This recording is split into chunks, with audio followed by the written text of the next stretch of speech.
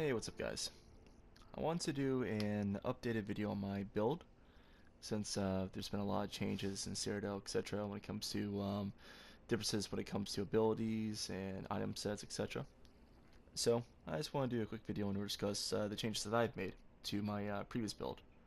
So first thing I like to mention is that I want to do this video outside of Cyrodiil, because when you're inside Cyrodiil there are a variety of buffs that can be applied to your character, such as, buffs associated with having the Elder Scrolls, or buffs for having the Emperor.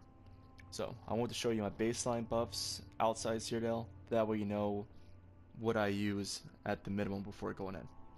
Alright, so first thing I like to go over are my skills here. So for my two-handed bar, I use Surprise Attack, and then I use Mass Hysteria for crowd control, as well as to prevent people from blocking all my attacks. Relentless Focus is an amazing ability to use right now, so I use that for stam regen as well as damage increase, and I liberally use that Assassin's Will whenever I can as well. Ambush for the gap closer, Rally for the damage buff plus heal over time, as well as an instant heal, and I use Soul Harvest as my ultimate. For my bow bar, I use Poison Injection. Pretty much I like to apply that on just about every one of my enemies. I use Piercing Mark. I use that for both PvE and PvP. When soloing in the Imperial City, monsters can be pretty tough, so I usually like to use Piercing Mark on them, or at least one of them, and that way whenever I kill them I get a pretty strong heal.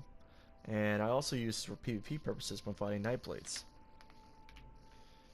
Dark Cloak. I use this as a means of getting rid of damage over times. I also use this as a means of regaining stamina as well. Like if I notice and if I'm fighting quite a bit and I have a full bar of magicka but my stamina is around half or less, I would typically use Dark Cloak just to give my character a breather in order to regen some of that lost stamina. Double Take. I use this as a means of getting around quickly, and I also use this for the dodge chance percentage as well. The only issue I have with this is me like remembering to use it for the most part. I usually use this first thing when I start a fight, but I have a difficult time remembering to use it throughout it. That's the only thing. Resolving Vigor. This is an excellent heal. I typically use this every time I take out my bow. So what I'll do is I'll do like light/heavy attack, followed with poison injection. I'll activate Resolving Vigor just before a weapon swap, and then I usually jump right in there. Soul Tether, I use this over meter mainly because it just has great great survivability. Whenever you find a large mob, I mean I've used Dawnbreaker, I've used Meteor, and I've used this. And Dawnbreaker will probably kill things slightly quicker, but Soul Tether does almost as good of a job, I notice. And the best part is it keeps you alive all the same time. Like you don't even have to worry about your health. And this also makes it a lot more easier when you're fighting multiple opponents as well. Alright, so next thing I like to cover is the equipment I'm wearing. I wear 3 pieces Ashen Grip and 5 pieces Shieldbreaker. So the reason I went with the Ashen Grip is because with this I get additional health as well as weapon damage, and this allows it so I can use the Serpent Stone, because what I was trying before was Night Silence, since it gave stamina and stamina recovery with the Warrior Stone, but the Warrior Stone only gives 170 weapon damage, and I figure why not just glyph one of my pieces of jewelry with 170 and then take the Serpent Stone for the 220 stamina regen, and then I can use the extra health for survivability purposes. So that's what I went with. Alright, Shieldbreaker, overall an amazing set. It gives you pretty much everything you need as a stamina base DPS, max stamina, stamina recovery, weapon damage, and Shieldbreaker is wonderful against like pretty much shield stacking Sorks and other people use pretty much shields just in general. So pretty much if you're fighting a mob and someone activates that barrier ultimate, this allow you to still like wipe him out quite quickly. So that, and a lot of Magicka based players like to use Healing Ward. So this is just overall an excellent five piece item set. I left it with Impenetrable I have impenetrable for 6 out of 7 pieces of my gear, which I believe equates to around 23-24% reduction of damage when someone lands a critical hit on you. Uh, Personally, I like this idea just because I thought about reinforce, and reinforce will give me some extra damage mitigation, but the real hard hitters are from those critical hits, and that's what I want to prevent as much damage as I can from. There is one piece that I didn't use a pitchable on, and that's my helmet here. For this, I use infused, and as you can tell, for my glyphs from armor, I use the tri-stack glyphs, which you get from the Hakujo Essence rune, and the name of that Essence rune is called Prism. So use that, and it gives you all 3 stats here. And I use that on my my large pieces of armor, such as the legs, the chest, and the head. And for the rest, I just did stamina glyph. For my weapons, I use the increased weapon damage on both of them. And the reason being is because this lasts 4 or 5 seconds. So I figure I start my fights with a light or heavy attack with the bow, followed by poison injection, which is followed by vigor. So if I land that first hit with the bow, now my poison injection is going to be stronger, as well as my heal. And then when I switch to my sword, I use ambush to go in there, and then I follow that up by either a surprise attack or soul harvest. All these moves are now a lot stronger due to that weapon damage glyph being activated. And then when I'm in close combat with my sword, it gets reactivated once again when I light attack. So when I weave light attack with the surprise attack. All right. So, like I mentioned, I use the Serpent Stone for my Mundus Stone. These are my stats right here. The reason why they are is because when I'm in Cyrodiil, I like to have at minimum 23k health. And the reason being is because people like the damage output has been reduced, so it takes longer to kill anyways. But instead of having 20,000 health, and now I have over 23,000 health, and that makes me have even better survivability since I got rid of White Strike. My stamina, as you can tell, is 23.5k, and the regen you see here is me without my regen drinks. I just want to show you what the baseline was before I actually use my my drink buff. But now that you see that, let me just get off here.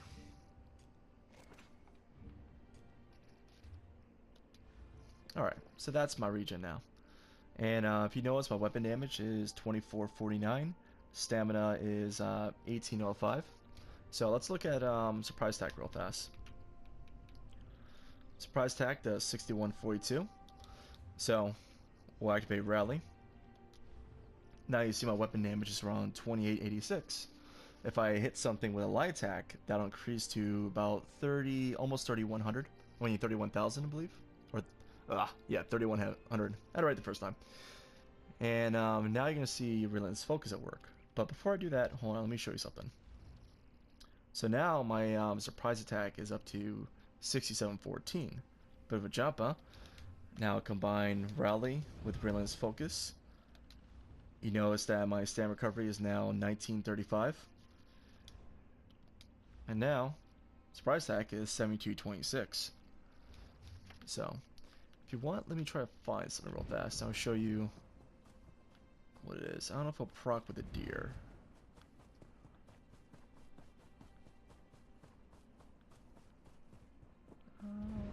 Let's see. No enemies?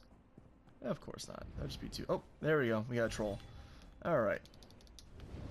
So this is probably going to hurt me quite a bit, but... Oh, or not at all. There you go. 3116. So let me wait until this buff goes away. Let me lower him some. Oh, jeez. I was not expecting to kill him. Okay, my bad. Yeah, I'm going to have to find another experiment on that one. Alright, I won't waste your time with that. So anyways, continuing on by my build. Champion system. Alright. I dump pretty much everything into Warlord for the most part, which gives me 10% cost reduction for 46 points. I work partially on Mooncalf. I'll probably get that up to 6% before I work on Warlord again. And then I have 10 points in the Tumbling for reduction to dodge roll and break freeze.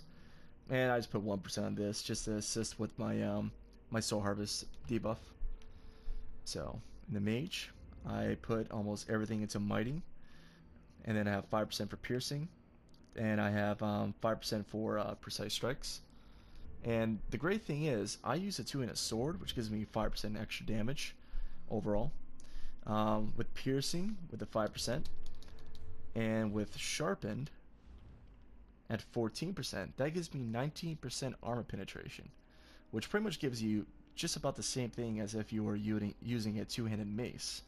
And a lot of people could say, well, why not just use a 2-handed mace plus all this?